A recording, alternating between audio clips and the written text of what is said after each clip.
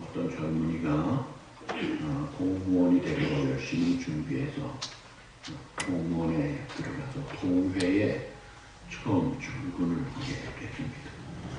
출근 첫날 뭘 해야 될지 모르는데 점심때 이제 직원들이 점심 먹으러 나가고 혼자 동회를 지키는데 어떤 중년 부인이 들어오신 거예요. 그래서 이거 어떻게 해야지? 중년 부인이 와서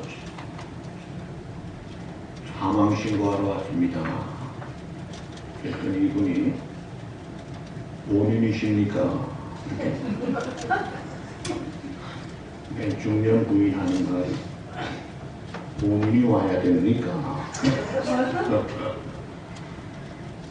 여러분, 사망신고는 본인이 할 수 없어요.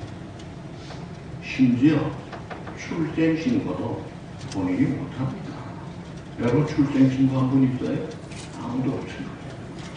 사망신고 마찬가지. 그러나 거듭나는 재출생신고는 반드시 본인이 와야 합니다. 예수 믿는 것은 본인이 믿어야 되는 거예요. 믿으시면 아멘. 오늘 잘 나오셨어요. 그래서 우리가 이 복음 앞에 설 때마다 참 새 생명의 기쁨을 회복해야 합니다. 사람들은 대부분 자기의 한계를 잘 인정하지 않으려고 해요. 이야, 그래도 우주선을 쏘아 올리는데 거기 사람 태운 인공위성까지 쏘아 올린다고 해서 인간의 가능성이 무한합니까? 지금도 우리가 알지 못하는 병명들이 얼마나 많은지 모릅니다. 성경은 정확하게 이야기합니다.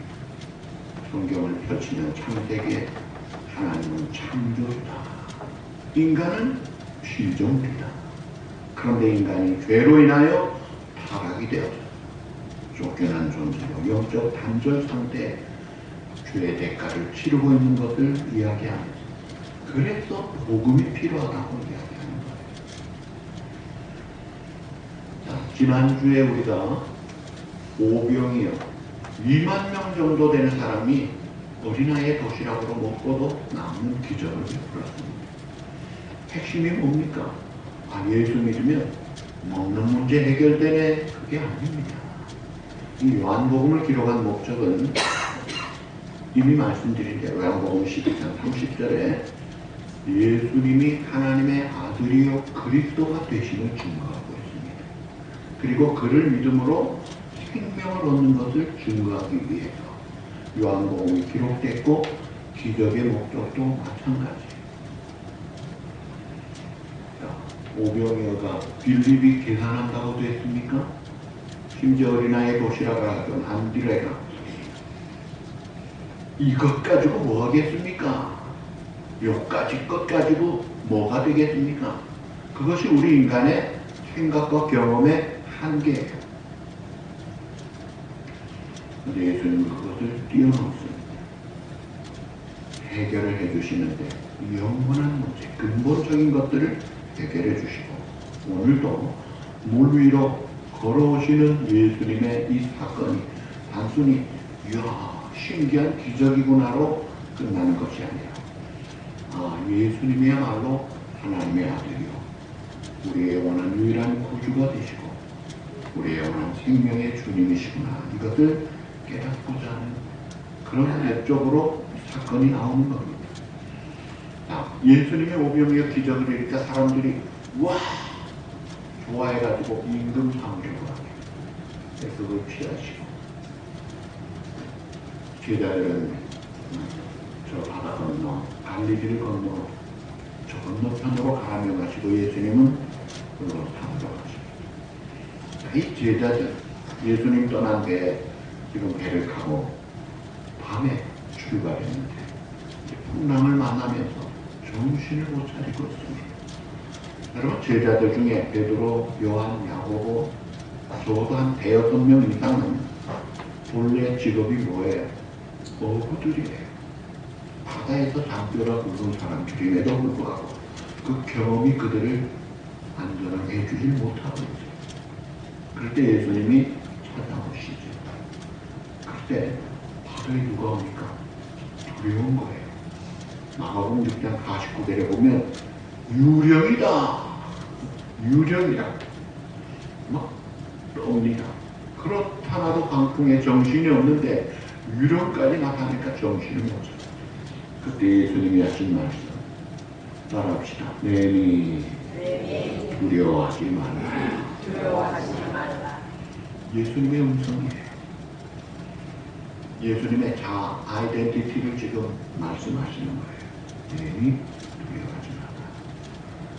자, 출애굽의 명령을 받은 모세가 하나님 앞에 질문합니다. 나를 보낸 분이 누구라고 할까요? 그럴 때 출애굽기 3장 4절에 나는 스스로 있는 자니라. I'm that I am. 나는 스스로 있는 자니라. 그리고 시편 77편 19절 다 같이 주의 길이 바다에 있었고, 그 다음 욥기 9장 8절 홀로 하늘을 펴시며 바다 물결을 만드시며.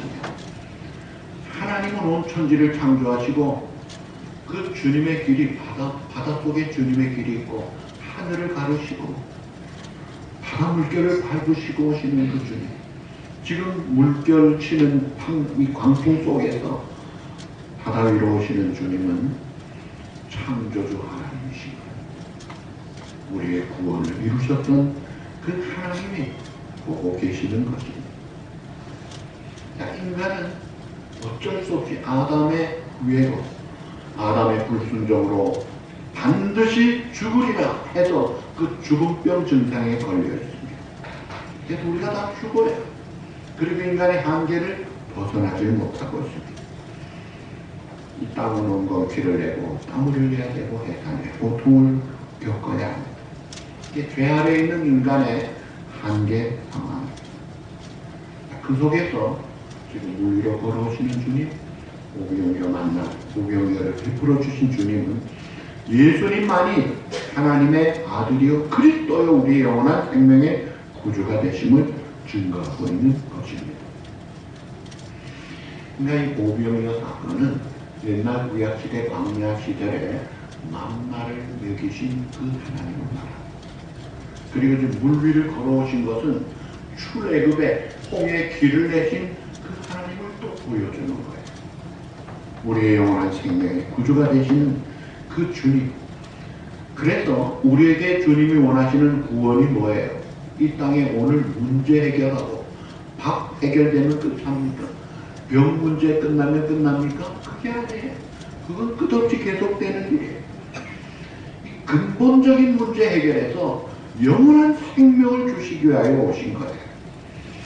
그 영원한 생명의 맛보기로 배도 불고 병도 낫고 신기한 치료도 받는 이런 기적들, 하나님 나라 데몬스트레이션으로 보여주시는 그 하나님의 모습을 볼 수 있어요. 그래서 우리가 예수 믿는 신앙생활할 때에 예수 믿으면 병이 없겠지, 고통이 없겠지, 그렇게 착각할 수 있습니다. 그렇지 않습니다. 내가 어려운데 예수 믿으면 하나님이 내게 더 축복을 많이 몇 배로 불려주시겠지. 그게 아니에요. 진정한 축복은 시편 73편 마지막 절에 말한 대로 말합시다. 여호와께 가까이 함이 내게 복이라. 아멘. 축복은 하나님 안에 있습니다. 그런데 이런 것들을 모르는 사람들이 이제 오병이어 기적을 보고 왕으로 삼고자 하니까 오히려 예수님은 떠나시잖아요. 또 물 위를 걸어오시는 그 주님, 그걸 보고 이야 대단하다. 근데 예수님이 진정한 왕이신 것이 오병이어 기적을 행해서 물 위를 걸어서가 아니에요. 진정한 우리의 영원한 왕이요 만주의 주가 되시고 영원한 구주가 되시는 이유는 우리의 씻지 못한 죄를 십자가에서 담당하시고 씻으시고 승리의 부활로 그래서 우리에게 영원한 생명길을 열어주셨기 때문에 그분만이 우리의 영원한 생명의 진정한 구주의 왕이 되시는 것입니다. 그래서 우리가 오늘 현실적으로 일어나는 어려운 일들을 볼 때 이 근본적인 문제를 하나님 앞에서 바로 볼 수 있어야 되는데, 그러려면 말씀으로 확인해야 합니다. 그리고 기도하면서 확인해야 돼요. 이 하나님의 뜻을 잘 깨닫지 못하면서 어려운 가운데 살면은 항상 그 문제의 근본을 보지 못하고 변두리 문제에 쌓여가지고 늘 고통을 당하면서 이게 누구 탓인가, 환경 탓인가, 남 탓인가, 내 탓인가 해결도 못하고 짊어지고 가는 것입니다. 자, 오늘 본문을 좀 더 우리가 클로즈업해서 들어갑니다. 15절 우리 다 같이 보시죠. 그러므로 예수께서 그들이 와서 가기를 억지로 붙들어 임금으로 삼으려는 줄을 알고 다시 혼자 산으로 떠나가시니라. 이 내용이 마가복음 6장에 보시면은 예수님이 그 상황 속에서 제자들이 군중들에게 휩쓸려서 잘못된 메시아가 가실까봐 아예 떠나게 하시면서 야 너희 빨리 배 타고 건너편 건너가고 떠나보내십니다. 그리고 예수님은 홀로 산으로 가십니다.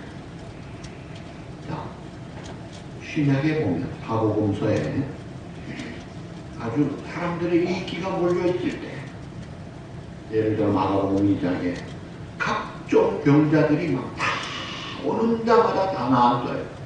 그러니까 사람들의 인기가 폭발 지경입니다. 오병이어 기적으로 인기가 폭발 지경일 때 우리 주님은 그럴 때마다 홀로 산으로 가십니다. 하이킹을 좋아해서 가시는 거예요? 하나님 아버지와의 독대 시간이 가는 거예요. 새벽 오히려 모두 대미명에 한적한 곳으로 가서 거기서 기도하시던 주님. 큰 인류 구원의 십자가 사건을 앞두고도 겟세마네 동산에 나가셔서 기도하셨던 거예요. 인기가 있을 때나 위기가 있을 때나 어떤 경우에도 하나님과의 관계가 최우선이었던 그 주님의 생활 패턴, 이것이 오늘 우리가 본받아야 될 중요한 모델인 것입니다. 그래서 우리도 내가 잘 될 때도 기도하러 나가야 합니다. 어려울 때도 역시 기도하러 나가야 돼요. 근데 사람이 잘 되면 교회 안 와요. 어려우면 낙심하고 또 안 와요. 그러니까 이게 문제가 되는 거예요. 잘 되다가 넘어지고 넘어져서 헤어나오지 못한 거라니까요. 근본적인 문제 해결을 하나님 앞에서 늘 바로 하기 위해서 예수님의 아름다운 모습을 본받아요. 지금 이 제자들은 저물 때 어두움이 옵니다. 그럴 때 배를 타고 바닷속에 들어가 있으니 얼마나 어두워요. 그리고 예수님과 함께 뭐가 불안하죠. 그런데 설상가상으로 갑자기 예상 못한 큰 광풍이 치면서 파도가 불면서 배가 뒤집어질 상황이에요. 아무리 노를 줘도 감당이 안 되고 전진이 안 돼요. 18절 우리 다 같이 보시죠. 큰 바람이 불어 파도가 일어나. 마태복음 14장 24절 다 같이 배가 육지에서 둘이나 떠나 바람이 거스름으로 물결로 말미암아 고난을 당하더라.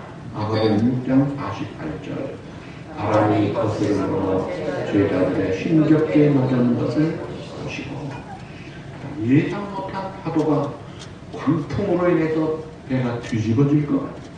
감당이 안 됩니다. 오늘 우리가 이 땅을 살 때에 때로 우리의 삶에 예수님이 없는 것 같이 느껴지고 생각 못한 역풍을 만날 수가 있어요.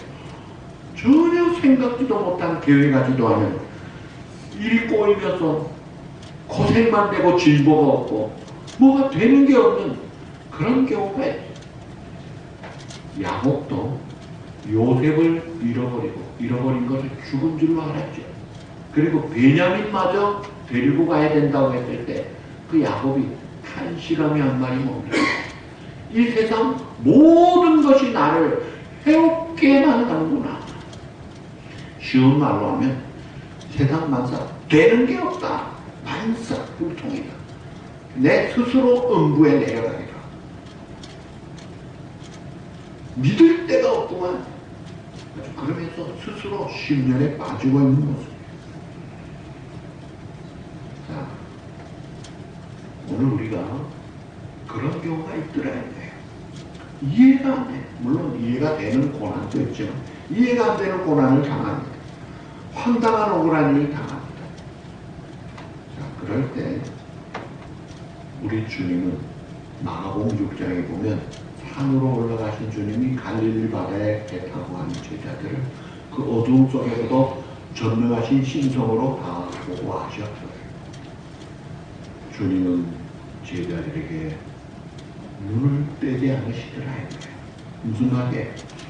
오늘 사랑하는 내 자녀의 성도들이 황당한 일을 당하고 감당 못할 일을 당하고 정신을 못 차리고 있을 때도 주님은 특별히 그때 더 가까이 계시고 주목해 계신다는 거예요. 여러분, 우리 아기가 아프면 어때요? 자녀가 아프면 어때요? 보통 때 놀려놓던 애들도 아프면 부모의 마음이 자녀에게 가까이 가잖아요. 마찬가지. 하나님이 그런 자들을 더 주목해 보시더라고요. 사도행전에 스데반이 순교를 당합니다.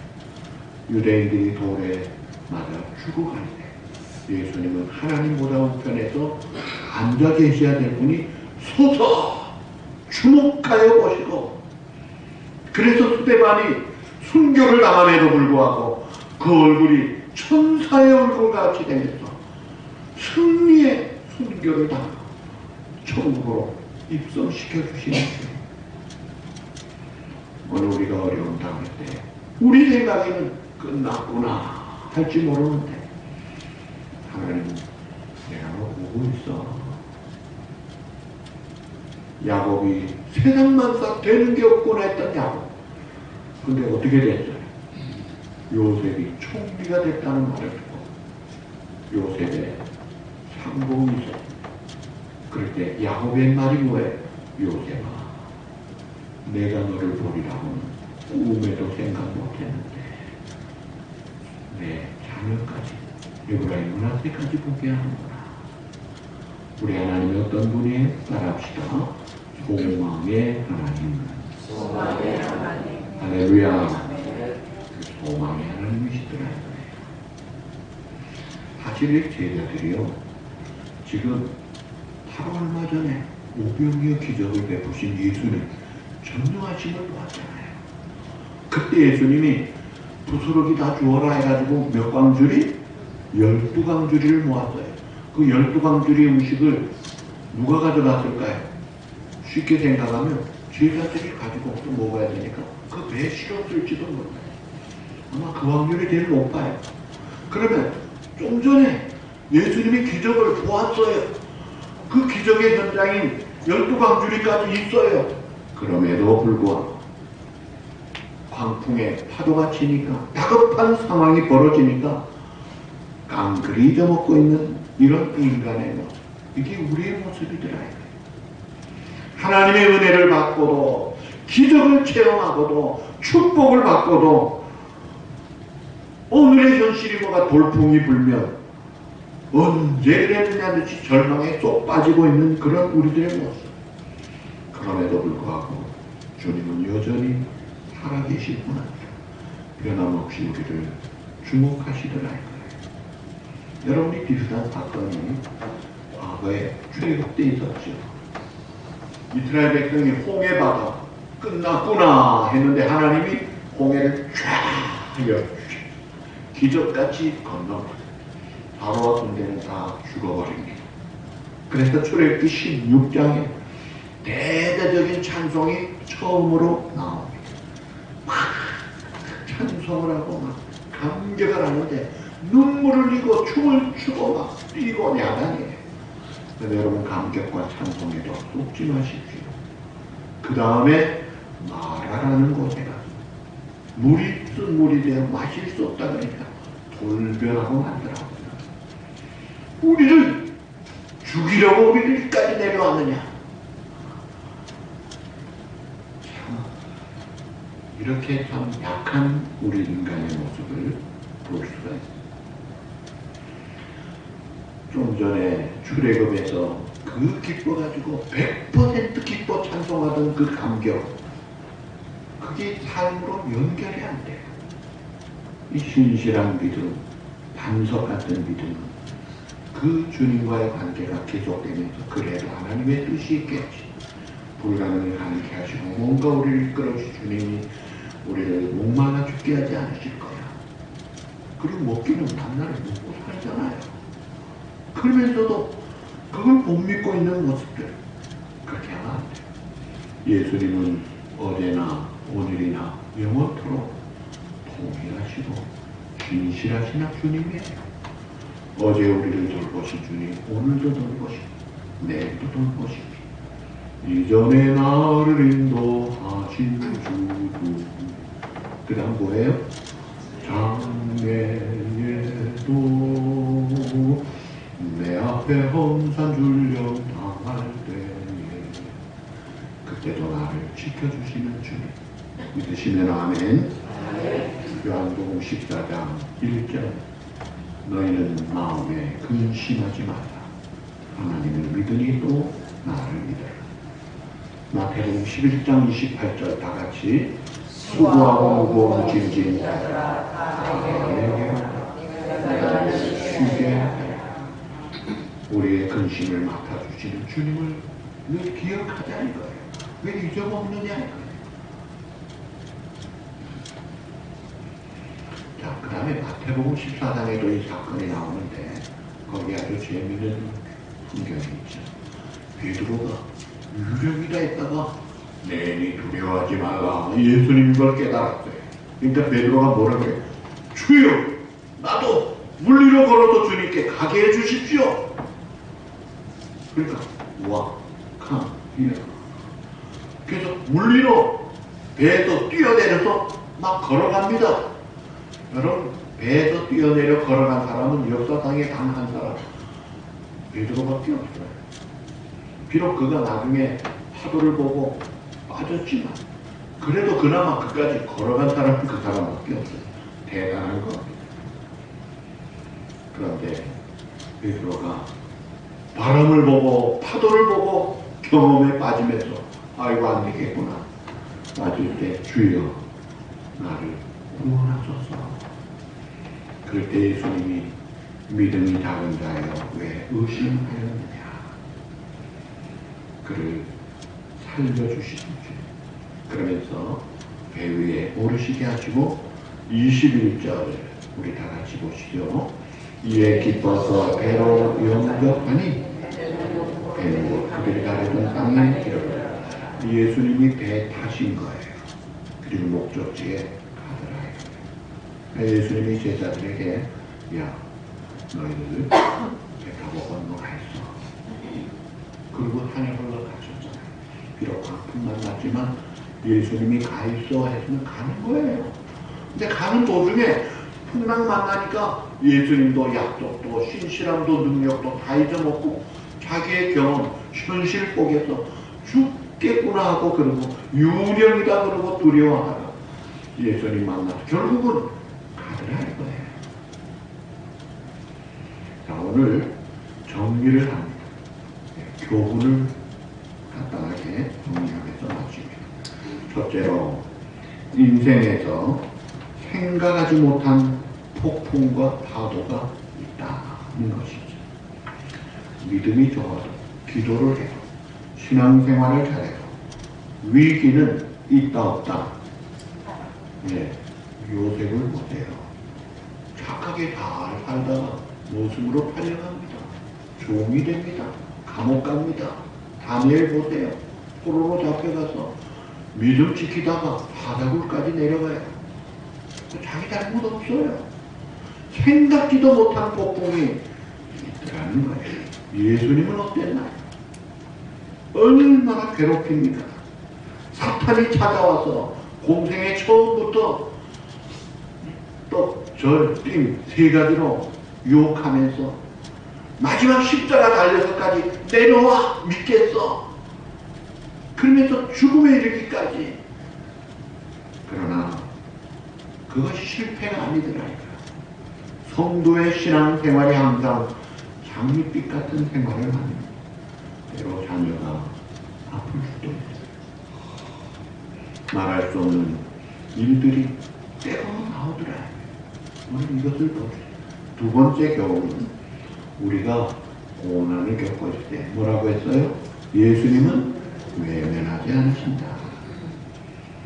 제자들을 보시더라요. 더 가까이 가시더라요.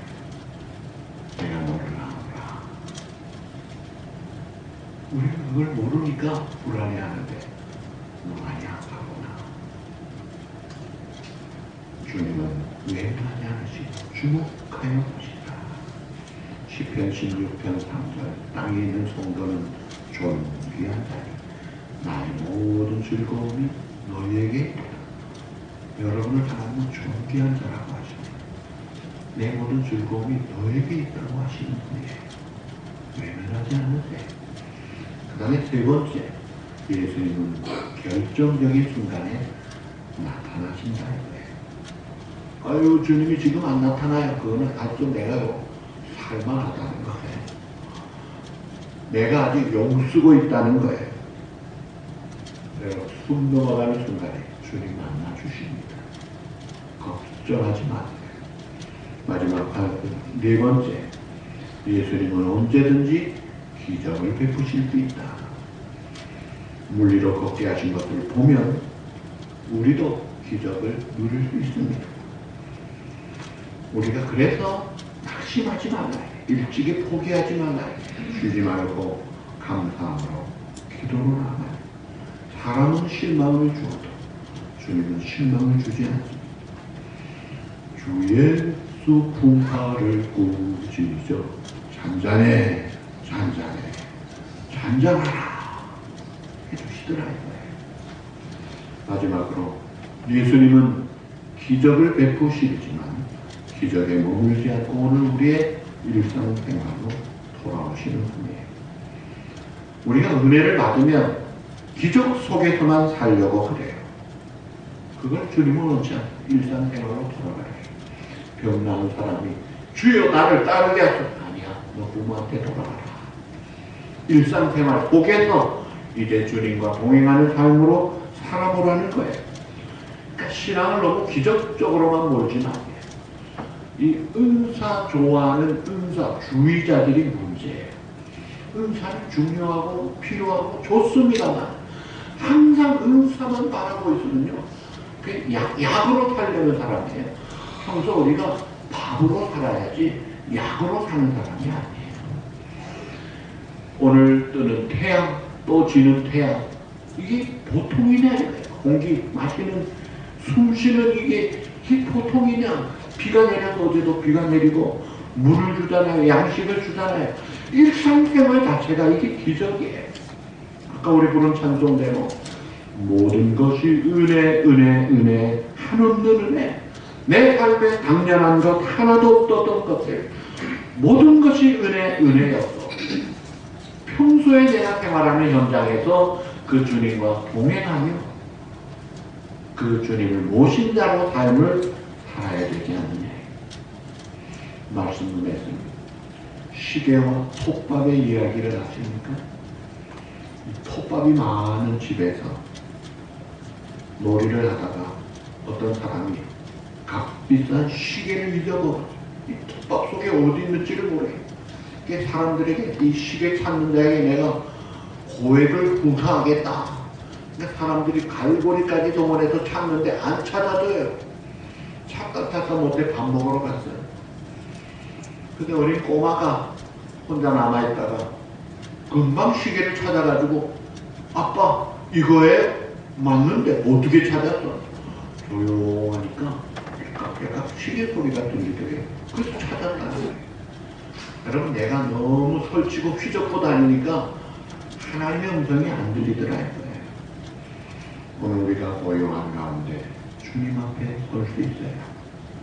그래서 우리 주님이 나를 통해 원하시는 뜻이 무엇이나 깨닫고 영원한 생명의 구주 되신 주님과 더불어 오병이어 기적을 베푸시고 물리를 걸으시고 우리 영원한 영생길을 인도하시는 그 주님과 동행하면서 주님을 모신 천국을 누리고 소망 중에 살아가는 복된 저와 여러분 되시기를 주님의 이름으로 축복합니다. 기도하시겠습니다.